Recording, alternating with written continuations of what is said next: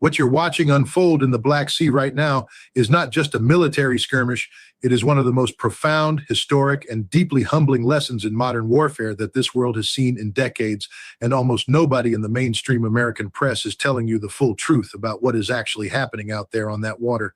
Think about this for a moment. Ukraine, a country that entered this war in 2022 with virtually no functioning navy to speak of, has now destroyed or put out of commission one-third of the Russian Black Sea fleet, pushed the Russian Navy out of the Sea of Azov, and is even forcing Russia to abandon its port at Sevastopol and annexed Crimea. Let that sink in. A country without a navy beat a navy, and they did it by evading fire, staying invisible, moving fast, thinking differently, and hitting hard. What you are watching is not David and Goliath as a fairy tale. What you are watching is David and Goliath as a strategic blueprint for the future of warfare itself. And if you care about geopolitics, about global power, about what America's role in this world actually means going forward, then you need to understand every layer of this story. Because this is not just about ships burning in the Black Sea. This is about a tectonic shift in how wars are fought, how navies project power, how great empires defend themselves, and whether brute force and expensive hardware can still win against ingenuity, speed, and asymmetric courage. And the answer right now, staring us all in the face from the Black Sea, is absolutely not. Now let's go deep on this because this story deserves more than a headline. It deserves the kind of serious, honest, clear-eyed analysis that the American public has not been getting nearly enough of, and that is exactly what we are going to do right here, right now. Go back to February 2022. Russia launches its full-scale invasion of Ukraine, and on paper, the maritime picture looks absolutely devastating for Kyiv. Russia has a massive, established, heavily armed Black Sea fleet operating out of Sevastopol in Crimea, a port Russia had controlled since its annexation of the peninsula in 2014. The fleet had frigates, submarines, corvettes, landing ships, cruise missile-capable vessels, the whole package, and Ukraine had practically nothing. Whatever naval assets Ukraine had were seized, scattered, or sunk in the opening hours and days of the war. Military analysts around the world looked at the Black Sea and essentially wrote Ukraine off at sea. The conventional wisdom was that Russia would control the maritime domain completely, blockade Ukrainian ports, launch Caliber cruise missiles at will from protected sea positions, and Ukraine would have no meaningful ability to respond. That was the consensus. That was the accepted reality. And then something happened that nobody with the traditional military mindset had fully anticipated. Ukraine didn't try to fight Russia's navy the way Russia's navy expected to be fought. At the start of the conflict, Ukraine appeared all but defenseless at sea. The Russian navy deployed with near impunity, leveraging air dominance and its traditional surface fleet advantage. But Ukraine's military minds, engineers, intelligence operators, and special forces began working on something else entirely. They started building and deploying unmanned surface vessels, naval drones, kamikaze boats that cost a fraction of the targets they were hunting. And they started doing something even more important than building hardware. They started building a doctrine, a strategy, a way of thinking about naval warfare that was completely outside the box that Russia had prepared to fight inside. Ukraine's defense intelligence unit, known as Group 13, has effectively neutralized Russia's Black Sea naval advantage using unmanned boats that cost a fraction of their targets. That unit operates primarily two weapon systems, the Magura V5 and the Magura V7, and what they have accomplished with those relatively low-cost platforms against a major naval power is something that military historians are going to be studying and writing about for the next 50 years. Group 13's kamikaze boats pushed Russian warships out of Crimea, sank a $65 million patrol ship, and now target the shadow fleet financing Putin's war. Think about that cost asymmetry, a $50,000 drone taking out a $65 million warship. That is not just a tactical win. That is an economic disruption to the entire calculus of naval power projection. And the way these operations actually work is where the real genius lies. No predictable pattern or singular method can be sustained for long. Ukraine understood from the beginning that if they established a pattern, Russia would adapt and neutralize it. So instead of fighting predictably, they fought like water. They found cracks. They shifted shape. They came from unexpected directions and used unexpected combinations of systems. Part of the reason sea drones have been so effective is because the Black Sea operating environment constrains large warships and favors small maneuverable drones. Operating in littoral areas close to land can create radar clutter, so the drone's small, sleek design is hard to detect visually or by radar until they are dangerously close. Russia built its naval doctrine around large, powerful, expensive platforms. Ukraine built its naval doctrine around small, cheap, fast, and numerous. And in the Black Sea, cheap and numerous beat large and expensive every single time. Now, here is something the average American watching this story from the outside needs to understand about what evasion actually means in this context, because it is not simply about running away from Russian fire. It is about a much deeper and more sophisticated concept of operational survival and mission execution simultaneously. When we talk about Ukrainian forces evading fire while destroying Russian Navy ships, we are talking about a multi-layered system of tactical genius that involves deception, coordination, speed, environmental awareness, and something that only comes from fighting for your actual survival as a nation. We are talking about units operating in complete radio silence to avoid Russian electronic detection. We are talking about drones operating in flocks, overwhelming Russian point defenses by presenting multiple simultaneous threats that no single weapon system can handle all at once. During the Kotov mission, Group 13's commander explained, drones worked in flocks while the ship tried hiding among commercial vessels near the Crimean Bridge. Russia tried to hide its warship among civilian commercial traffic to evade the drone swarm. Think about what it means when one of the world's major naval powers is hiding its warships behind civilian ships to survive. That is not the behavior of a dominant naval force. That is the behavior of a navy that has lost the initiative, lost the confidence, and lost the tactical edge in its own backyard. And the losses Russia has suffered are staggering when you lay them out honestly and in full. The latest destroyed vessel marks the 28th Russian ship or boat taken out by Ukraine since the start of Putin's full-scale invasion, including Russia's flagship cruiser, Moskva, the Moskva, Russia's flagship. The crown jewel of the Black Sea Fleet, described at the time as a cutting-edge air defense platform sunk by Ukrainian Neptune anti-ship missiles in April 2022, just weeks into the war. That single event sent a shockwave through Russian naval planning that has never fully recovered. Over the course of 2 years, the Ukrainians succeeded in sinking or destroying the Slava-class cruiser RFS Moskva, the improved Kilo-class submarine RFS Rostov-on-Don, the Bykov-class patrol boat RFS Sergei Bykov, the Taranto-class missile boat RFS Ivanovets, and the Karakurt-class corvette RFS Tsiklon. And those are just the headline names. The full list of damaged, disabled, and destroyed vessels paints a picture of systematic, methodical, relentless naval attrition that Russia simply has not been able to answer effectively. This maritime campaign succeeded in pushing the Black Sea Fleet out of the waters near Crimea and forced the fleet to relocate from Sevastopol to the Russian naval base at Novorossiysk. Let me be very precise about what that sentence means geopolitically, because it is extraordinary. Russia annexed Crimea in 2014 specifically, at least in significant part, to secure Sevastopol as a warm water naval base, a port that Russia had obsessed over for decades. The entire strategic logic of Crimea's annexation was intertwined with the Black Sea Fleet's home base, and now Ukraine, without a formal navy, has effectively made Sevastopol too dangerous for Russia's most valuable naval assets. Russia had to move its fleet to Novorossiysk, inside Russian territory. And here is the brutal punchline to that story. Even in Novorossiysk, they are not safe. Ukraine struck another Russian naval vessel on September 10, 2025, near Novorossiysk with a Ukrainian drone attack disabling an MPS V-07 multi-purpose vessel.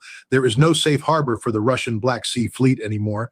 That is a strategic reality that would have seemed like fantasy in February 2022. But the innovation story does not stop with basic naval drones, and this is where things get genuinely fascinating from a military technology perspective.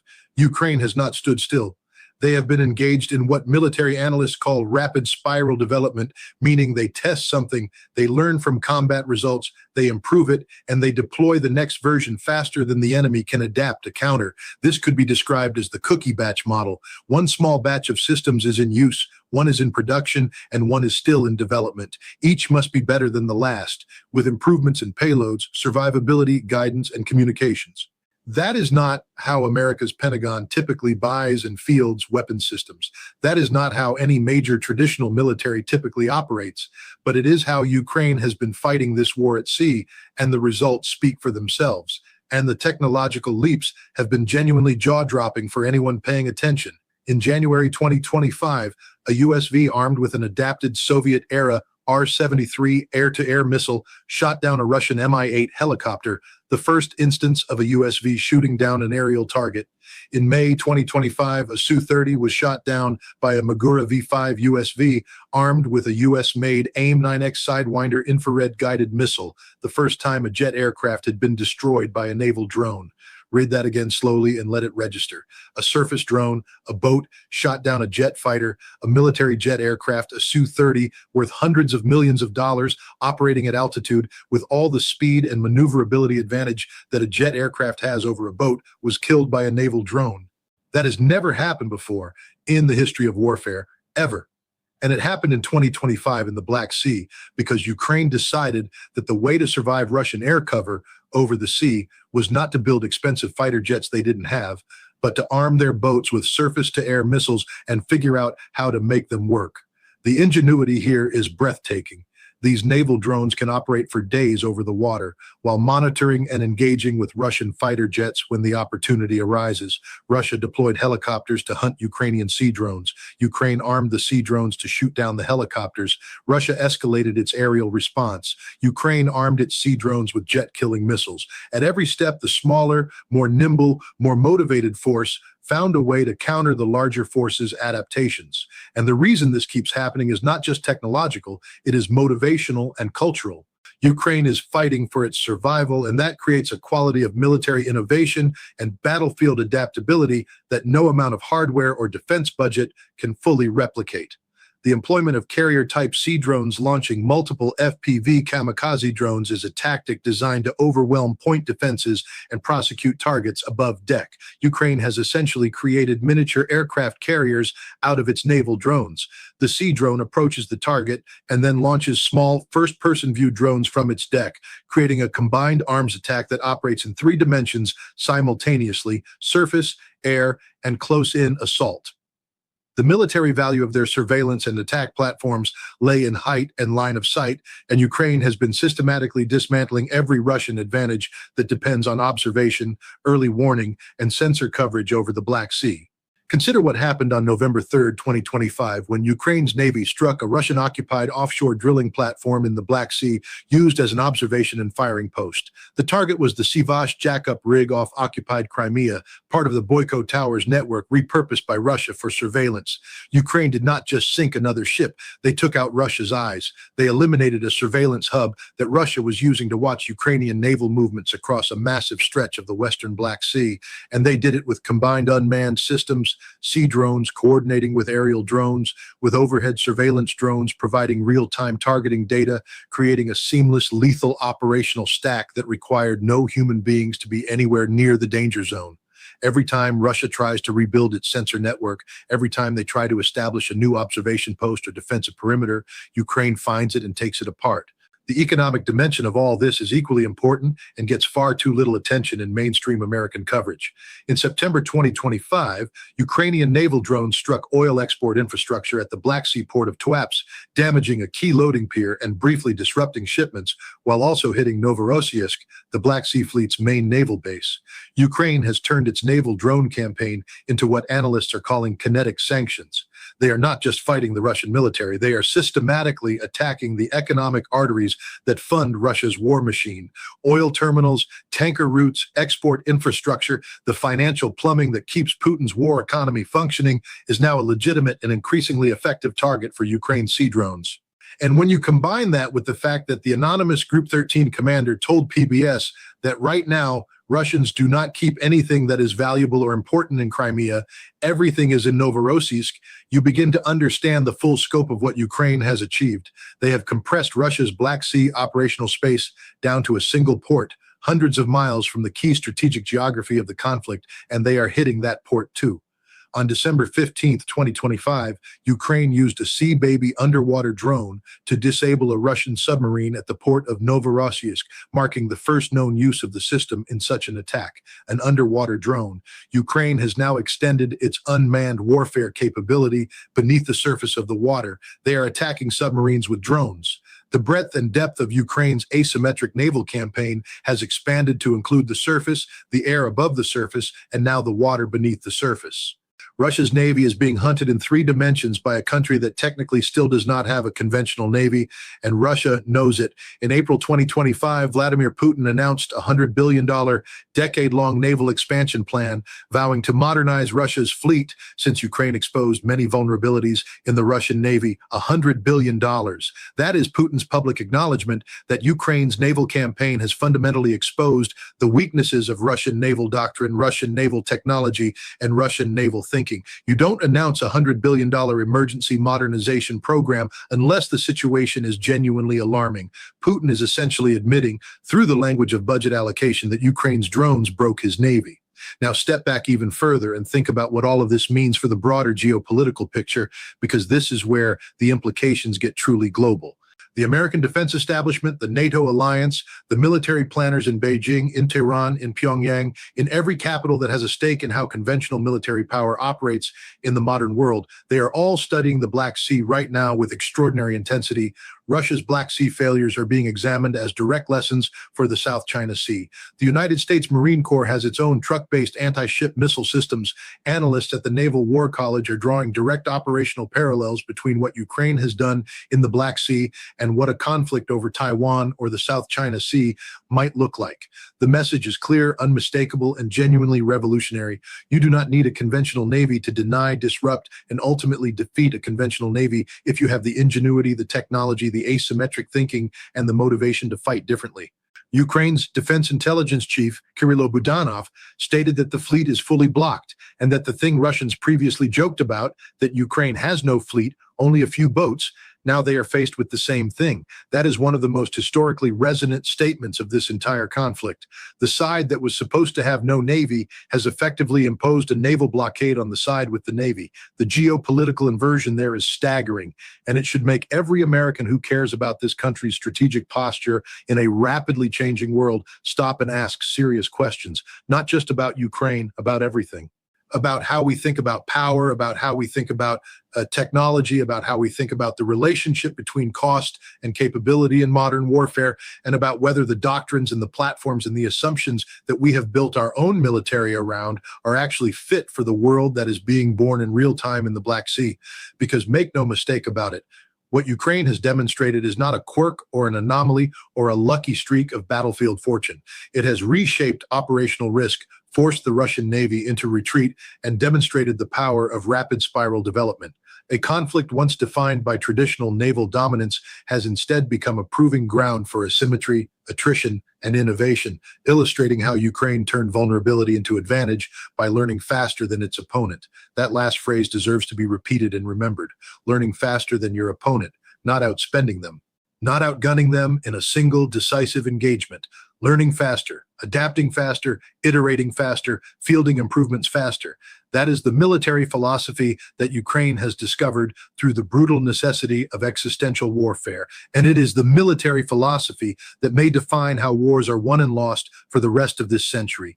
The Black Sea story is far from over. Russia is not simply accepting these losses and moving on. Moscow is now experimenting with more ambitious platforms, including the Katran, a naval drone carrier designed to launch dozens of FPV kamikaze drones on missions up to 200 kilometers. Russia is copying Ukraine's playbook, learning from what Ukraine has done to them, and building their own asymmetric naval drone capabilities. That means the Black Sea is going to remain a live laboratory for the future of warfare for the foreseeable future. Every month, both sides are fielding new systems, testing new tactics, and forcing each other to adapt in ways that are generating operational lessons that will shape military doctrine globally for decades. And at the center of all of it, evading fire, staying alive, continuing to innovate and strike and disrupt and deny, is Ukraine, a country that was told it had no navy, a country that was told it couldn't win at sea, a country whose engineers and soldiers and intelligence operatives looked at the most powerful naval fleet in the Black Sea and decided that the way to fight it was not to match it ship for ship, missile for missile, dollar for dollar, but to be smarter, faster, cheaper, more creative, and more willing to challenge every assumption about what naval warfare actually is. And they have been proven right in the most dramatic and consequential way imaginable.